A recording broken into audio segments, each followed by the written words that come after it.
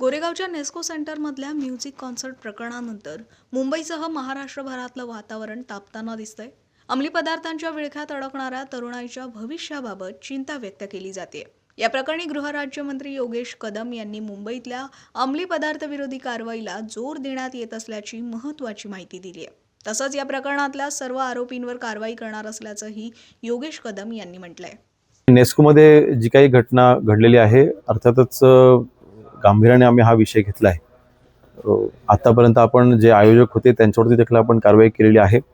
अजूनपर्यंत 5 जणांवरती आपण ही कारवाई केलेली आहे आणि अजूनही आपण पुढच्या देखील कारवाई आपण चालू करत आहोत आणि ते चालू आहेत. एकंदरीत त्यांना ते कुठून उपलब्ध झाले त्या व्यक्तीला देखील आपण म्हणजे जो त्यांचा सप्लायर होता त्याला देखील आपण अटक केलेली आहे. त्याच्यावर देखील आपण कारवाई केली आहे. ह्याच्या शेवटी साखळीपर्यंत आपण पोहोचणार आहोत आणि जोपर्यंत शेवटची व्यक्ती अटकेत येत नाही किंवा जोपर्यंत त्याच्यावरती कारवाई होत नाही तोपर्यंत ही कारवाई अशीच चालू राहील. आणि एक मी संबंधित जे DCP आहेत त्यांच्याशी देखील मी चर्चा केली आज सकाळी की अशा जेव्हा आपण इव्हेंट्सला जेव्हा आपण परवानगी देतो त्याला पूर्णपणे आपण त्या इव्हेंट ज्यांनी परवानगी घेतल्या त्यांच्यावरती निर्भर न राहता थोडं आपलं देखील आपण तिथे कारवाईच्या दृष्टीने आपण ते लक्ष ठेवलं पाहिजे. आणि अशा इव्हेंट्समध्ये ह्या गोष्टी जास्त घडत असतात. जिथे तरुण एकत्र येतो त्या ठिकाणी त्या तरुणांना टार्गेट करायचं काम तिथे एजंट्स काय दलाल तिकडे हे करत असतात आणि म्हणून त्यांना थांबवण्याकरिता आपण काही उपाययोजना केल्या पाहिजेत. त्या दृष्टीने पावलं उचलणं आवश्यक आहे आणि त्या दृष्टीने जे काही योग्य पावलं उचलायची तर नक्की आम्ही उचलू. नाही, मला वाटतं हा विषय नक्कीच गंभीर आहे. ह्याची व्याप्ती प्रचंड मोठी आहे.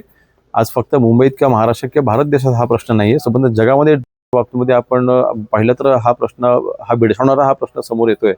आणि आज देखील आज मुंबईमध्ये आपण जवळपास 30 कोटी आपण कारवाई केलेली आहे आणि अशा कारवाई डेली आपण करतोय, रोजच्या रोज आपण करतोय. मगाशी देखील मी मागे देखील उल्लेख केला होता की बनवणं हे अतिशय सोपं झालेलं आहे म्हणून त्याचं डिस्ट्रीब्युशन हे सोपं होतं आणि म्हणून परंतु ही पूर्ण साखळी तोडण्याकरिता आपलं जे काही अँटी नार्कोटिक टास्क फोर्स आहे तो देखील तत्परतेने काम करतोय आणि आपण अतिशय प्रभावशाली अशा कारवाया आपण महाराष्ट्रामध्ये आपण करत आहोत. त्या अनुषंगाने मुंबईमध्ये देखील आपण या कारवाईने आपण जोर पकडलेला आहे आणि जे कोणी याच्यामध्ये आरोपी असतील त्यांना तर अटक होईलच, त्यांच्यावरती कारवाई होईलच. परंतु अशा घटना पुन्हा घडू नये की अशा इव्हेंट्समध्ये आपण काय काळजी घेतली पाहिजे ह्याच्या देखील ह्या घटनेमध्ये जी काही शिकवण घ्यायची ती घेऊन पुढे आम्ही कारवाई नक्कीच करू. 2 गोष्टी आणखी पुढे येत आहेत. पुण्यामध्ये नक्षलग्रस्त जो हिरमा आहे त्याच्या गाण्यावरती विद्यार्थी नाचतानाचा एक व्हिडिओ समोर आला आणि दुसरीकडे अमरावतीमध्ये एका मुस्लिम तरुणाने व्हायरल केल्याचा एक प्रकार समोर. नाही, दोन्ही प्रकरणांची आता माझ्यापर्यंत कुठली माहिती नाही, परंतु दोन्ही प्रकरणामध्ये चौकशी करून त्यांच्यावरती आम्ही कारवाई करू. अशोक खरा त्यांची पत्नी सापडत नाहीये याच्यावरून एक टीका केली जाते की का नेमकी अपयश काय आहे. नाही, मला वाटतं अपयश असं नाही. SITच्या मार्फत जी काही चौकशी चालू आहे त्याच्यामध्ये अशोक खरातच्या ह्या प्रकरणामध्ये कुठेही हे काही होणार नाही याची दक्षता माननीय मुख्यमंत्री महोदयांनी स्वतः पहिल्या दिवसापासून घेतलेली आहे. आणि ज्या ज्या व्यक्तींच्या अवतीभोवती हे प्रकरण फिरतंय त्या प्रत्येक व्यक्तीची चौकशी आपण करत आहोत आणि जे कोणी दोषी असतील त्यांच्यावरती आम्ही कारवाई देखील करू आणि जे कोणी आज वॉन्टेड आहेत किंवा ज्यांना आपण ताब्यात घेणं आवश्यक आहे त्यांच्यावरती देखील लवकरच अटकेची कारवाई होईल.